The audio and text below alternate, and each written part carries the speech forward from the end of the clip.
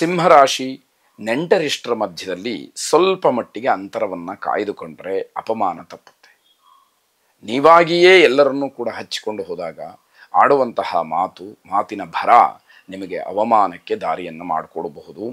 ಧಾರ್ಮಿಕ ವಿಚಾರದಲ್ಲಿ ಆಸಕ್ತಿ ಉಂಟಾಗಬಹುದು. ಧರ್ಮ ಕಾರ್ಯವನ್ನು ಮಾಡಬೇಕು, ಯಾವುದಾದ್ರೂ ಪೂಜೆ ಪುನಸ್ಕಾರಗಳನ್ನು ಮಾಡಬೇಕು, ಸಮಾಜಕ್ಕೆ ಏನಾದರೂ ಒಳ್ಳೆಯ ಸಂದೇಶವನ್ನು ಕೊಡಬೇಕು, ಅಗತ್ಯ ಇರುವಂಥವ್ರಿಗೆ ಏನಾದರೂ ಅನುಕೂಲ ಮಾಡಬೇಕು, ಇವೆಲ್ಲವೂ ಕೂಡ ಮನಸ್ಸಿಗೆ ಬರುವಂಥದ್ದಾಗತ್ತೆ. ಕಷ್ಟಗಳನ್ನು ಮನಸ್ಥೈರ್ಯದಿಂದ ನೀವು ದೂರ ಮಾಡಬೇಕಾಗತ್ತೆ. ಅಂದರೆ ಏನೇ ಕಷ್ಟ ಬರಲಿ ಅದೆಲ್ಲವನ್ನು ಎದುರಿಸ್ತೀನಿ ಅಂತಕ್ಕಂತಹ ಮಾನಸಿಕ ಧೈರ್ಯ ಬಹಳ ಮುಖ್ಯ ಅಂತ ಹೇಳಬೇಕು. ಲೇಖಕರಿಗೆ ಉತ್ತಮವಾದಂತಹ ದಿವಸ. ಬರವಣಿಗೆಯನ್ನು ಆಶ್ರಯ ಮಾಡಿಕೊಂಡಿರ್ತಕ್ಕಂಥವರಿಗೆ ಉತ್ತಮವಾದಂತಹ ಸ್ಥಾನ, ಮಾನ, ಗೌರವಗಳು ಸಿಕ್ಕುವಂಥದ್ದಾಗತ್ತೆ. ಹಳೆಯ ನೆನಪುಗಳಿಂದ ಸಂತೋಷವಾಗ್ತಕ್ಕಂಥದ್ದು. ಹಿಂದೆ ಯಾವುದೋ ಘಟನೆ ನಡೆದಿರುತ್ತೆ, ಅದು ನಿಮಗೆ ಅವತ್ತಿನ ದಿವಸ ಸಂತೋಷ ಕೊಟ್ಟಿರುತ್ತೆ. ಅದನ್ನು ಪುನಃ ನೀವು ಜ್ಞಾಪಿಸ್ಕೊಂಡಾಗ ನಿಮಗೆ ಮತ್ತೆ ಸಂತೋಷವಾಗ್ತಕ್ಕಂಥದ್ದಿದೆ. ಪೋಷಕರಿಗೆ ಯಾವುದೇ ಕಾರಣಕ್ಕೂ ಬೇಸರವನ್ನು ಉಂಟು ಮಾಡಬೇಡಿ. ದೊಡ್ಡವರ ಮಾತಿಗೆ ಧಿಕ್ಕಾರವನ್ನು ಹೇಳ್ತಕ್ಕಂತಹ ಕೆಲಸವನ್ನು ಖಂಡಿತ ಮಾಡಬೇಡಿ ಅಂತಕ್ಕಂಥದ್ದು. ದೊಡ್ಡವರ ಮಾತನ್ನು ಅನುಸರಿಸಿ ಅವರ ಮಾರ್ಗದರ್ಶನವನ್ನು ಪಡ್ಕೊಳ್ಳಿ ಅಂತಕ್ಕಂಥದ್ದು. ಪಾರ್ವತಿ ಪರಮೇಶ್ವರರಿಬ್ಬರನ್ನೂ ಕೂಡ ಪ್ರಾರ್ಥನೆ ಮಾಡಿ ವಾಗರ್ಥವಿವ ಸಂಪೃಕ್ತೌ ವಾಗರ್ಥ ಪ್ರತಿಪತ್ತಯೇ ಜಗತಃ ಪಿತರೌ ಒಂದೇ ಪಾರ್ವತೀ ಪರಮೇಶ್ವರೌ ಎಂಬತಕ್ಕಂತಹ ಪ್ರಾರ್ಥನೆ ನಿಮ್ಮದಾಗಿರಲಿ. ಶುಭವಾಗಿ. ಕನ್ಯಾ ರಾಶಿ, ನಿಮ್ಮ ವೈಯಕ್ತಿಕವಾದಂತಹ ವಿಚಾರದಲ್ಲಿ ಬೇರೆಯವರು ಬರದ ಹಾಗೆ ನೋಡ್ಕೊಳ್ಳಿ.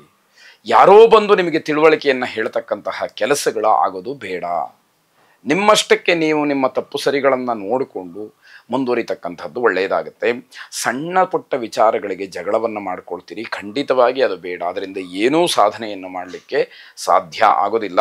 ವಿದ್ಯಾರ್ಥಿಗಳಿಗೆ ತುಂಬ ಅನುಕೂಲಕರವಾದಂತಹ ದಿವಸ ಇದು. ನಿಮ್ಮ ವಿದ್ಯಾ ಕ್ಷೇತ್ರದಲ್ಲಿ, ಶೈಕ್ಷಣಿಕ ಕ್ಷೇತ್ರದಲ್ಲಿ ಹೆಚ್ಚಿನ ಸಾಧನೆಯನ್ನು ಮಾಡಲಿಕ್ಕೆ ಅವಕಾಶಗಳಿರುತ್ತೆ. ಸಾಮಾಜಿಕ ಸ್ಥಾನಮಾನವನ್ನು ಅಪೇಕ್ಷೆ ಪಡ್ತಕ್ಕಂಥವರಿಗೆ ಇದು ಉತ್ತಮವಾದಂತಹ ದಿವಸ. ಸಮಾಜದಲ್ಲಿ ನನಗೇನೋ ಒಂದು ಸ್ಥಾನ ಸಿಕ್ಕಬೇಕು, ನನ್ನನ್ನು ವೇದಿಕೆ ಮೇಲೆ ಕರಿಬೇಕು, ನನಗೆ ಹಾರ ತುರಾಯಿಗಳನ್ನು ಹಾಕಬೇಕು, ಗೌರವಿಸಬೇಕು ಅಂತ ಹೇಳಿ ಅಪೇಕ್ಷೆ ಪಡ್ತಿರ್ತಾರಲ್ಲ, ಅವರಿಗೆ ಒಂದಷ್ಟು ಅವರು ಅಂದುಕೊಂಡಂತಹ ಸಾಧನೆಗಳು ಆಗತ್ತೆ ಅಂತ ಅರ್ಥ.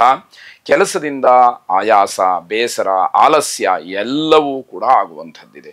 ದೇಹಶ್ರಮವಾದಾಗ ಮುಂದಿನ ಕೆಲಸಕ್ಕೆ ಅಷ್ಟೊಂದು ಉತ್ಸಾಹ ಅಂತಕ್ಕಂಥದ್ದು ಇರುವುದಿಲ್ಲ. ಹಣಕಾಸಿನ ವಿಚಾರದಲ್ಲಿ ಸ್ವಲ್ಪ ಮಟ್ಟಿಗೆ ಸಮಸ್ಯೆ ಆಗಬಹುದು ಅಂತಕ್ಕಂಥದ್ದು. ವೃದ್ಧರಿಗೆ ಹಣ್ಣನ್ನು ದಾನ ಮಾಡಿ ಅವರಿಗೆ ಮನಸ್ಸು ಸಂತೋಷವಾದರೆ ಅವರ ಆಶೀರ್ವಾದ ನಿಮಗೆ ಪ್ರತ್ಯಕ್ಷವಾಗಿ ಪರೋಕ್ಷವಾಗಿ ಸಿಕ್ಕಿ ನಿಮ್ಮನ್ನು ಕಾಪಾಡುತ್ತೆ ಅನ್ನುವಂಥದ್ದು ಶುಭವಾಗಿ. ತುಲಾರಾಶಿ, ಸ್ಥಳ ಬದಲಾವಣೆ, ಉದ್ಯೋಗ ಬದಲಾವಣೆ, ವ್ಯವಹಾರ ಬದಲಾವಣೆ ಇದನ್ನು ತಲೆಯಿಂದ ತೆಗೆದುಹಾಕಬೇಕು. ಅದು ಮನಸ್ಸಿಗೆ ಬಂದು ಕೂತು ಬಿಟ್ಟರೆ ಯಾವ ಕೆಲಸದಲ್ಲೂ ಕೂಡ ನಿಮಗೆ ಆಸಕ್ತಿ ಎನ್ನುವಂಥದ್ದು ಇರೋದಿಲ್ಲ. ಕುಟುಂಬದಲ್ಲಿ ಶಾಂತಿಯ ವಾತಾವರಣ ಇರುತ್ತೆ, ಅದನ್ನು ಹಾಗೆ ಕಾಪಾಡಿಕೊಳ್ಬೇಕಾದಂಥದ್ದು. ಕೆಲಸದ ನಿಮಿತ್ತದಿಂದ ಮನೆಯಿಂದ ಹೊರಗಡೆ ಉಳ್ಕೊಳ್ಬಹುದು. ತತ್ಕ್ಷಣದಲ್ಲಿ ಅಥವಾ ಹೇಳಿದ ಸಮಯಕ್ಕೆ ಮನೆಗೆ ಬರಲಿಕ್ಕೆ ಆಗದೇ ಇರಬಹುದು. ಆದರೆ ಕೆಲಸದ ನಿಮಿತ್ತವಾಗಿ ಅಲ್ಲಿರೋದರಿಂದ ನಿಮಗೆ ಲಾಭವನ್ನು ತಂದುಕೊಡುತ್ತೆ. ವೃತ್ತಿಯಲ್ಲೂ ಕೂಡ ಲಾಭ ಆಗುವಂಥದ್ದಿರುತ್ತೆ, ಅದನ್ನು ಗಮನಿಸ್ಕೊಳ್ಳಿ. ಸಾಧು ಸಂತರ ಸಮಾಗಮ, ಆಧ್ಯಾತ್ಮಿಕ ವಿಚಾರ ಚರ್ಚೆಗೆ ಬರುತ್ತೆ. ಅದನ್ನು ಸರಿಯಾದಂತಹ ರೀತಿಯಲ್ಲಿ ಜೀವನದಲ್ಲಿ ಅಳವಡಿಸಿಕೊಂಡ್ರೆ ಒಂದಷ್ಟು ಉತ್ತಮವಾದಂತಹ ಸಂದೇಶ ನಿಮ್ಮಲ್ಲಿ ಸಂಗ್ರಹವಾಗಿ ಬೇರೆಯವರಿಗೂ ಕೂಡ ಹಂಚಲಿಕ್ಕೆ ಅವಕಾಶವಾಗುತ್ತೆ. ಜನಮನ್ನಣೆ, ಗೌರವ, ಪುರಸ್ಕಾರ ಇವೆಲ್ಲವೂ ಕೂಡ ನಿಮಗೆ ಸಿಕ್ಕುವಂಥದ್ದಾಗುತ್ತೆ. ಮಕ್ಕಳಿಗೆ ಸಿಹಿಯನ್ನು ಹಂಚಿ. ಯಾವಾಗ ಮಕ್ಕಳಿಗೆ ಪ್ರಿಯವಾದಂತಹ ಸಿಹಿ ಅವರ ಮನಸ್ಸನ್ನು ಸಂತೋಷಪಡಿಸುತ್ತೋ ಹಾಗೆ ನಿಮ್ಮ ಮನಸ್ಸು ಕೂಡ ಉಲ್ಲಾಸವಾಗಿರಲಿ. ಶುಭವಾಗಿ. ವೃಶ್ಚಿಕ ರಾಶಿ, ತುಂಬ ಶ್ರೀಮಂತ ಅಥವಾ ಗಣ್ಯ ವ್ಯಕ್ತಿಯ ಭೇಟಿಯಿಂದ ನಿಮಗೆ ಅನುಕೂಲವಾಗಬಹುದು. ಕೇವಲ ದುಡ್ಡು, ಕಾಸು, ದ್ರವ್ಯ ಇದರ ಬಗ್ಗೆ ಮಾತ್ರ ಆಲೋಚನೆಯನ್ನು ಮಾಡಲಿಕ್ಕೆ ಹೋಗಬೇಡಿ. ಯಾಕೆ ಅಂತಂದರೆ ಅದೆಲ್ಲವೂ ಕೂಡ ಕ್ಷಣಿಕವಾದಂಥದ್ದು. ಆದರೆ ನಿಮಗೆ ಬೇಕಾದಂಥದ್ದು ಯಾವುದಿದೆ ಅದು ನಿಮಗೆ ಸಿಕ್ಕುವಂಥದ್ದಾಗತ್ತೆ. ಆರೋಗ್ಯದಲ್ಲಿ ವ್ಯತ್ಯಾಸಗಳಾಗದೇ ಇರುವ ಹಾಗೆ, ಸಮಸ್ಯೆಗಳು ಬರದೇ ಇರುವ ಹಾಗೆ ಖಂಡಿತವಾಗಿ ನೀವು ನೋಡ್ಕೊಳ್ಬೇಕಾದಂಥದ್ದು. ನಿಮ್ಮ ಆಸೆಗಳು ಈಡೇರತಕ್ಕಂತಹ ದಿವಸ ಇದು ಅಂತ ಹೇಳಿದರೆ ತಪ್ಪಾಗೋದಿಲ್ಲ. ಅದನ್ನು ಗಮನಿಸ್ಕೊಳ್ಳಿ. ಇಂಜಿನಿಯರಿಂಗ್ ವಿದ್ಯಾರ್ಥಿಗಳಿಗೆ, ಇಂಜಿನಿಯರ್ಸ್ಗೆ ಸ್ವಲ್ಪ ಮಟ್ಟಿಗೆ ಹಿನ್ನಡೆಯಾಗುವಂತಹ ದಿವಸ ಇದು. ಪ್ರೇಮಿಗಳಿಗೆ ಅಪಘಾತ ಸಂಭವ.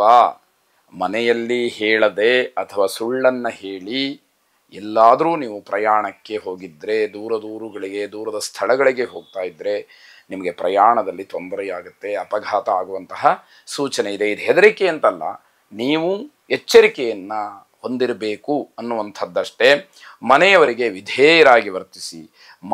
ಮನೆಯವರ ಜೊತೆಯಲ್ಲಿ ಎಷ್ಟು ನೀವು ವಿಶೇಷವಾಗಿ ತಾಳ್ಮೆಯಿಂದ ಅಥವಾ ವಿನಮ್ರರಾಗಿ ವರ್ತಿಸ್ತೀರಿ ಅಷ್ಟು ನಿಮಗೆ ಒಳ್ಳೆಯದು ಅಂತಕ್ಕಂಥದ್ದು ಅರ್ಥ. ಅಘೋರ ರುದ್ರನನ್ನು ಪ್ರಾರ್ಥನೆ ಮಾಡಿ. ಶುಭವಾಗಿ.